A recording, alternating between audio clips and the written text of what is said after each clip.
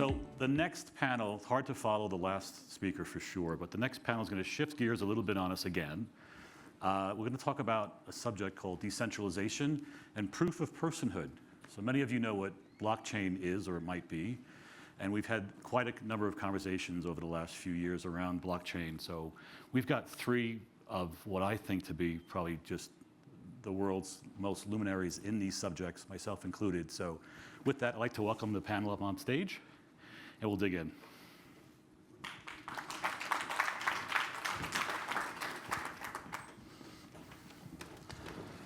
So I'm going to ask each panelist to quickly introduce themselves as they answer the first question or make their first comment.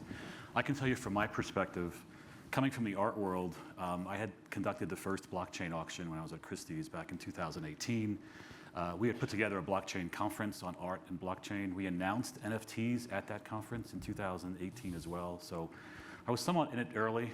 Some of these folks have been in it a little bit earlier than me.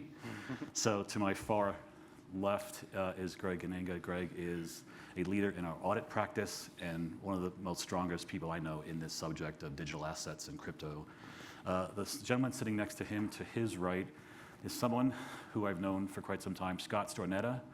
And his fun fact is that he was one of the co-founders and inventors of blockchain. And then last but not least on my left is my dear friend Trevor Traina, who amongst other things is a serial entrepreneur and startup founder, former ambassador to Austria, and a number of other many interesting facts in his bio. So I'm honored to be hosting you guys at this discussion today. So thanks for joining us.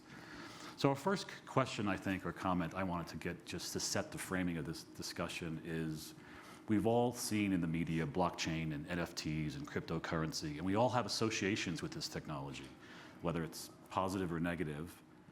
It tends to be somewhat of a culty, cultural thing, cryptocurrency that is, but it's become mainstream, right? The last few months or last 12 months, big names in finance like the BlackRock ETFs and other things are somewhat slowly and legitimizing this as what it is. So tokenization and of physical assets is another subject. So with that said, like what's happened over the last 12 to 18 months in these areas that's relevant, I think, towards getting to adoption and just getting this more pervasive in the world. So I'll start with my far left colleague, Greg. Why don't you share a little bit about what's going on?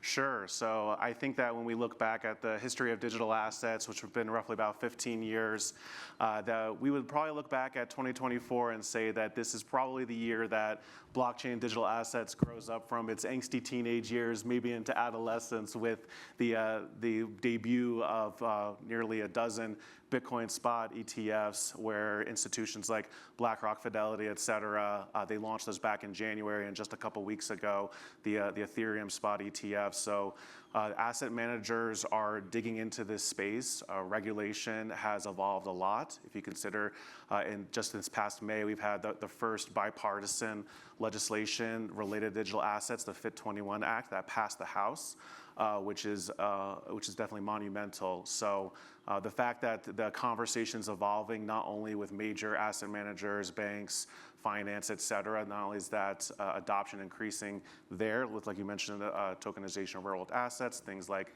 payment stablecoins being very pervasive across the world. And then now, of course, the regulatory conversation has been evolving in the past year a lot as well. So I would say it's been mostly all positive in the last year. Thanks, Greg. Scott? Really ditto is the first thing I'd say, but I think, I hate to say this, but my mind is still thinking through the implications of what General Nakasone talked about an hour ago. And so I feel like I'm half here and half still back in that world thinking about it. I almost wonder if I should cede my time and we should just rerun that tape. But one connecting way to connect those two dots is the word resilience. You know, in the CrowdStrike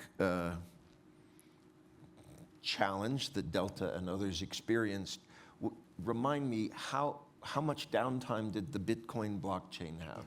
And why was that? Okay. In fact, remind me, how long has Bitcoin been down over the last 15 years? oh, it hasn't. And why is that? And if you're looking for resiliency, I think the time is ripe for people to start thinking about the blockchain as not just supporting cryptocurrencies, but as a distributed ledger for the world that provides redundancy by its very nature.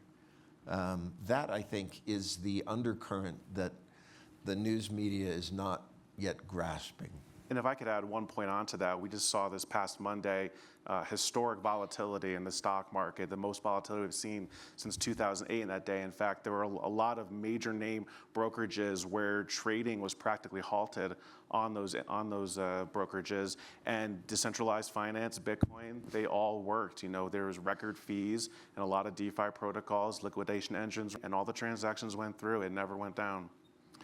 Trevor? Well, first of all, thank you so much for inviting me back. Obviously, I was well behaved last year, if I got the nod again, so I'm grateful for that. And I come here kind of wearing a couple different hats. So I'm a serial entrepreneur and a diplomat. I founded a Web3 company called Croesus Labs, which is an app and a wallet for managing cryptocurrencies. But since I was last here, I was also recruited by Sam Altman to join his WorldCoin initiative.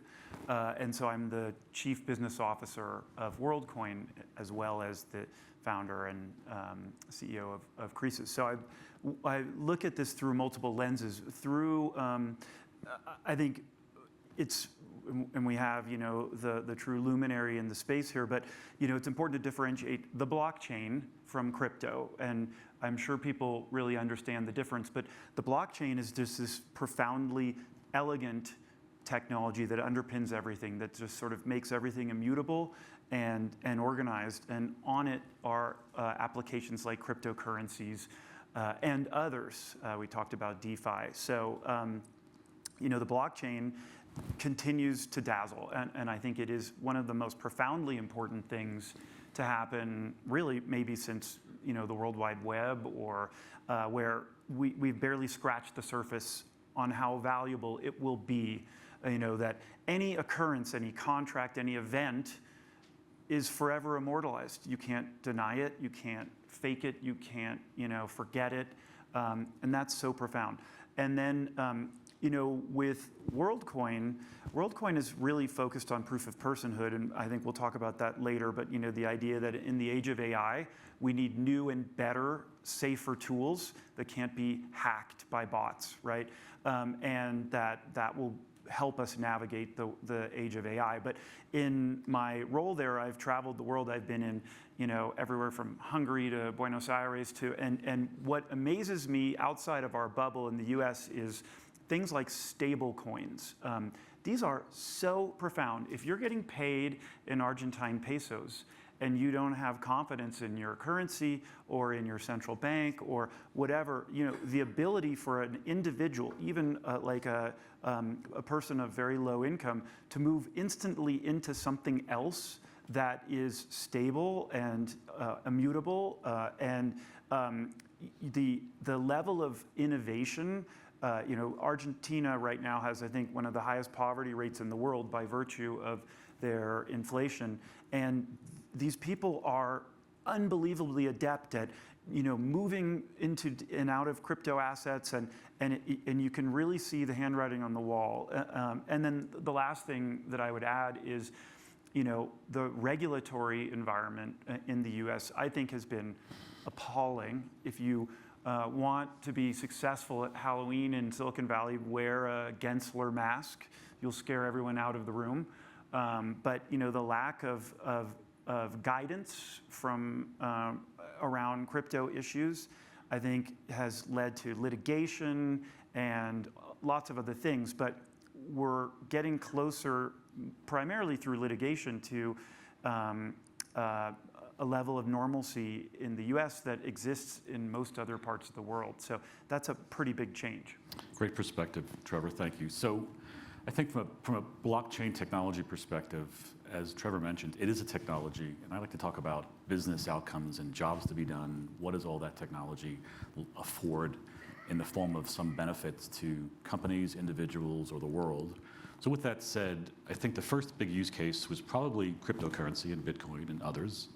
The second use case was these things called NFTs, which are not just cartoon pictures selling for millions of dollars at auction houses, but NFTs are a means of immutably storing a transaction for future use, for future trading, and what have you, which is a very powerful use case in many aspects besides just trading art. What are the other use cases for blockchain technology beyond those two that are either in the works and coming? You mentioned deepfakes. We have a big issue with everything that's been created after November of 22 when OpenAI dropped ChatGPT. Every image, every video, every piece of content potentially has been generated by AI.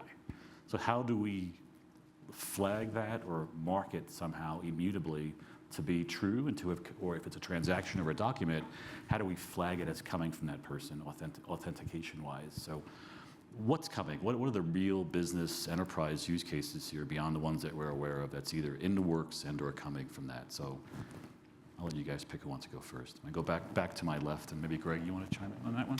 Sure, yeah. So I think Trevor put it very eloquently in terms of the value proposition of blockchain more broadly, but inherently blockchains are really just global internet native settlement layers where you have ultimate assurances on the storage and transfer of digital assets, which are ones and zeros, just like any other piece of data. And while the use case has been financial assets up until this point primarily, you can peg any kind of data to those ones and zeros, and that the blockchains that they can't go down, they can't be hacked, the assets can't be confiscated by any centralized entities. So you have ultimate assurances over the transfer and the storage and the security of these assets.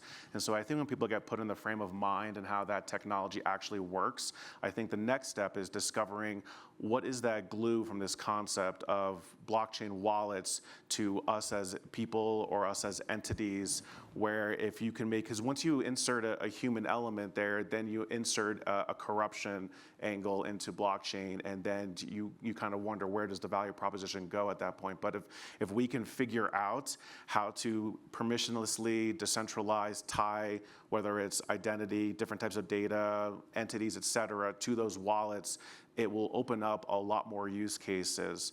And I know that both of you have definitely looked into that a little bit, so I'll let you provide your perspectives. Well, let me do the same thing that Trevor did in terms of full disclosure. A lot of people know the sort of background of me and the intersection with blockchain, but I also worry a lot about the AI side. I believe it's true that mine was the first neural network-based PhD out of Stanford University, and so I've been thinking a lot about it on that side. And I really think about intersection between blockchain and AI as a rising issue. I often give a talk that says there's three issues today. People are worried that AI is going to take all their jobs. They're worried that some AI supermind is going to take over the world. And they're worried that there won't be any way to distinguish between reality and synthetic reality. And my answer on the jobs question is, don't worry about it. My answer on the AI supermind question is, don't worry about it. And my answer on the detecting the difference between reality and synthetic is, you should worry about it. And in that regard, I have to, similar to Trevor, disclose that I am leading up an initiative as chairman of SureMark Digital to go on the offensive against AI deepfakes by making sure that people know your content really is your content. And so I think that's a big area of rising activity, but you need to discount that by the fact that I have my own personal agenda disclosed. So I think a couple things. Like, I always joke that AI and blockchain are like peanut butter and chocolate. They kind of go better together. And when you think about AI, you have these large language models that are trained on very large data sets, right? but they're only as good as the quality of the data you put into them. And there are these things called hallucinations, which you've probably heard of, which is where you train the data on the, you train the model on the wrong data. So I think a great use case in the future for blockchain vis-a-vis AI is to secure all of the data inputs on the blockchain so that the models have confidence and that there is trust that all of the inputs are relevant, and therefore the outputs of these models are pure. So I think that's a key element. And then the idea of kind of validation, attestation, all of these things. So I don't know the exact number, but by some estimates, up to half of all the activity on the internet right now is bot-driven, not human, right? So when you're playing an online game, how do you know you're playing only against other human beings? When you're arguing with someone on Twitter, X, how do you know you're talking to an individual and not a bot farm? If you're a merchant and you want to offer a promotion, or I'll make it like more relevant for early morning and you only want to sell individual tickets to your concerts to individual fans and not a bot that a scalper is using to, how do you have confidence in these things, right? So there's a whole new set of issues for us to think about. As I was mentioning, CAPTCHA, KYC, these are the kind of best tools that we've been using for the past few years, and they can already be circumvented by an algorithm. They can be beaten. So if that's the state of affairs right now, then what are we going to do to introduce new tools, to introduce really trust, to bring trust back? And that's where I think there's a lot of innovation happening. So the title of this was Decentralization. The other half was Proof of Personhood, what that is. So why don't we talk a little bit about that more from an identity management perspective. Today, we can be spoofed very easily. All these cash transactions, they're all great. I use them often. Zelle's a little bit more dangerous because it's right to your checking account versus your credit card. So if there's a bad actor playing with you, you could get your whole checking account wiped out versus your credit card being used, which is $50.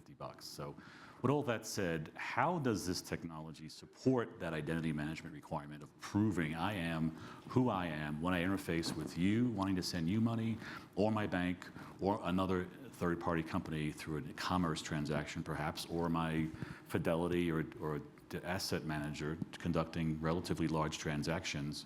By the way, they're using voice activation still, which scares the hell out of me to validate myself with my voice. In light of AI, like 3 seconds of my voice captured and I'm done. You can spoof me and you could be me on anything. So with all that said, why is the world so slow to adopt this powerful technology for these great use cases? Well, so I have children and pets, so I don't have anything in my checking account anyway. So I don't really have to worry, be more worried about my credit card probably.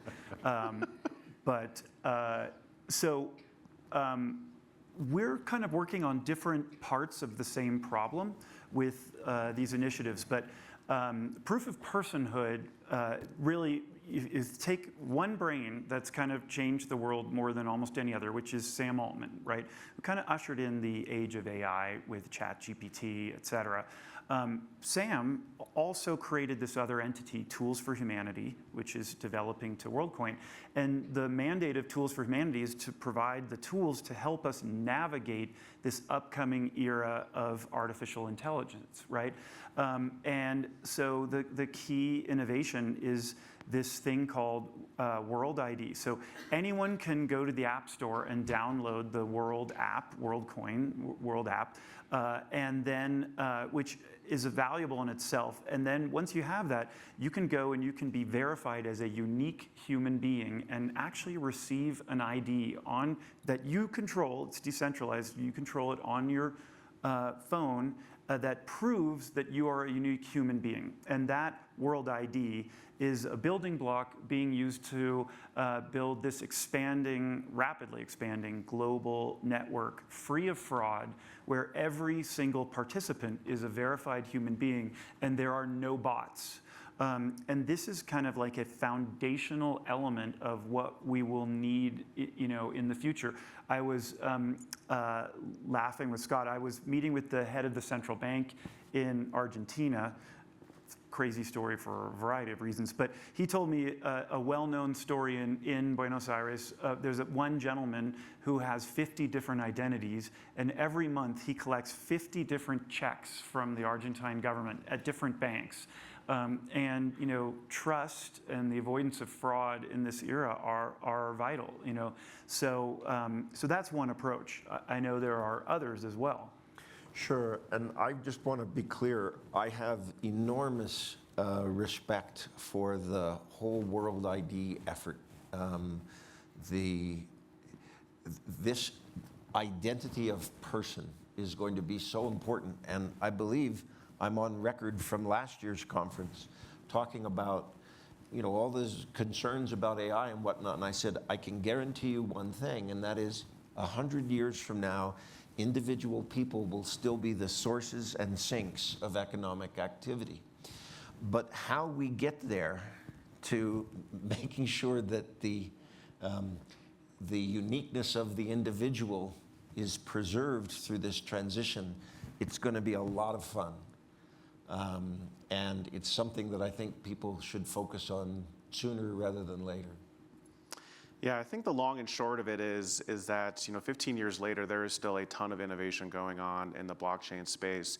When Bitcoin first came out and introduced all these concepts of nearly instant global settlements, that the wallets were pseudonymous, and then you saw years later the concept of stable coins come out, where you'd sacrifice a little bit of that decentralization element of Bitcoin, and then you've got a little more of a non-volatile asset to transact in with stable coins. Another issue there, while pseudonymous wallets are great for things like privacy preservation, it incorporates this issue that's been in blockchain forever, which is called Sybil resistance. I won't go deeply into it. Basically means that you don't know whether this group of 1,000 wallets is 1,000 people, 500 people, one person. You don't really know. And so by these developments with what's going on with WorldCoin and others, now there's that technology that's coming out where it removes that concern and addresses that, and that's actually going to increase, I believe, the adoption of decentralized finance and more things with this concept of airdrops where they can't be manipulated. So the point is, like, this technology is rapidly evolving. The use cases are rapidly evolving. DeFi stablecoins growing rapidly. One thing we didn't touch on before was stablecoins are backed by over $120 billion of U.S. Treasuries, and so it's actually almost it is a benefit to the United States for a technology like that to exist and to grow in America and be responsibly regulated, and for people to be protected about it, because we need to make sure we want to maintain dominance of the U.S. dollar as the global reserve currency, and the fact that you have this technology that's basically made for it, and to secure it by acquiring all these treasuries, that's something that should be looked at as other countries are starting to decrease the amount of U.S. treasuries in their holdings. So it's a technology that needs to be embraced and not pushed aside, but we need to make sure that the conversations are happening responsibly, so we can make sure that fraud and things like money laundering and stuff, that we can be sure that the regulations are so that those things don't happen or are easily traceable to those entities. I mean, the credit card companies and services, some in the neighborhood of $30 to $40 billion a year in transactional fraud due to lack of identity. And Yeah, it's a little bit of shrinkage, I guess. Sure. So again, it goes back to my question: why hasn't this been embraced more quickly and has become more adopted and pervasive in the world? And it's friction, let's face it, the whole downloading of a crypto wallet. How many folks have crypto wallets in the room? How many folks actually own or trade crypto? So it's a lot more than last year. It's interesting. So at least a third. What's that? Yeah. At least a third of the audience, if I'm quick. So what are your clients that in case Trevor and even Greg, actually all of you, and Scott, what are the clients looking at for what are they paying the most attention to as far as it has to be done? I think there's in the kind use of cases? two trends, that have been relevant, is actually very advanced in their use of blockchain, and they are using it actually for credit card transactions. And it's for a couple of reasons: speed, better speed, and efficiency, cost efficiency, et cetera. And aligned with that, since we all were up here on stage last year, there's been a huge movement towards what are called L2s. So, the sort of best known cryptocurrencies are Bitcoin, which is kind of like gold. It's a store of value. And then Ethereum, is sort of like the crypto that is used for transactions and things like that. But Ethereum is like the blue chip one, and it's expensive. The gas fees are expensive. And so these L2s are derivatives, but that are fast and cost-effective, things like Optimism, Base, and they're excellent for business use because they're very reliable. Like Greg said, they don't go down. They're very inexpensive and they're quick and efficient. And so there's every reason for businesses to get more involved. On the negative side, there's just been a lot of negative publicity. It started with, Sam Bankman-Fried and, some high-profile issues, which were not, to the points made here, any issue with the technology. These were humans, right? Either bad judgment, fraud, et cetera, but which tainted for temporarily the space. And then uncertainty. So there's been a lot of headlines about, companies being sued or suing the government, and that's sort of scared people off from getting too involved. But the barn doors are open. The technologies are better, and DeFi is really powerful. And so I think we're going to see a lot more adoption. Yeah, I often talk about an 80-20 rule applying here, which is we should be 80% proactive in improving the regulatory framework, lightening the burden so that we can get in there and innovate. And then 20% should be on the protecting and making sure things don't get out of hand. Whereas I think in the past, it's been overwhelmingly on the protecting side, in part to satisfy some hidden agendas. But I think that 80-20 rule really applies here. I guess the other comment I would make is I was wondering before this panel started whether we'd find some good points to disagree on. And I think it's going to be, violent agreement amongst the four of us up here. I disagree with you. So we've got Noted. We've got 2 Noted. minutes. Thank you, Scott. Greg, if you don't mind, I'm going to just take it to the audience if I can for some questions. Sure. You want to make a comment on the last point? Yeah, really quickly, I think scaling is no longer an issue in blockchains. I think we've solved that. I agree. UX, UI, regulation, those are the main things probably holding it back. And in terms of what our clients are saying and seeing, the tokenization of real-world assets is a real thing that we've seen over 8 figures of savings via tokenization of real-world assets on our blockchain. And people are moving to this concept, tokenization, and asset managers and banks for the better settlement times, the disintermediation where it's saving them significant fees, the composability with each other, and as well as just having just a better security posture, enhancing global liquidity because anyone with an internet connection can have a wallet, and therefore that is money that could enter the ecosystem. Thanks, Greg. We've got time for one more question, if anyone has one from the audience. We've got one right there. How do you see blockchain technology helping restore trust in our voting solutions? So I'll take it real quick. The state of Utah just pulled the trigger on using blockchain in the voting process. The state of California last year attested 2 things in their DMV record keeping using Tezos, and I think they shifted that to another token as well. So there are governmental use cases where blockchain is being used for all kinds of transactions where it's required, the identity component as we discussed, but also the immutability of the transaction being stored in a way that can't be tampered with like every other database that exists. So anyone else? Yeah, I mean, I'm always trying to describe the blockchain to my mother who has trouble understanding it. I'm always like, imagine just a giant accounting firm in London with a huge chalkboard, and every time any transaction or agreement happens, someone gets up on a ladder and writes it up there on that chalkboard so that everyone in the whole world can see it. It can't be denied. It can't be ignored. And what does that allow for? confidence and trust, right? So in any area where trust or confidence might be lacking, there's a role for the blockchain to play. Thank you, Trevor. Last Yeah, words, Scott? and well, just to go to our violent disagreement, I now use Trevor's analogy as often as I use my own analogies about what blockchain is. And I love the big database in the sky sort of thing. I think it's important to understand too that the theme is something that, you know, Linus Torvalds talked about with the Linux operating system. When enough eyeballs are looking at something, what does he say? All bugs are shallow. And in a similar way, it's the wide witnessing of events that creates that, to come back to your question about trust, that transparency and that wide witnessing is really the essence of how we move the trust ball forward. Yeah, and I'll close it out and say that in this era of rapidly advancing generative AI and compute, that we could say generative AI, this is the age of digital abundance, and blockchain is the digital scarcity that could really anchor it. Well, I'm going to start using that one now. Yeah. I think that's a wrap for us. Thank you to our panel. This has been a really riveting discussion, so thank you for your time. Thank you.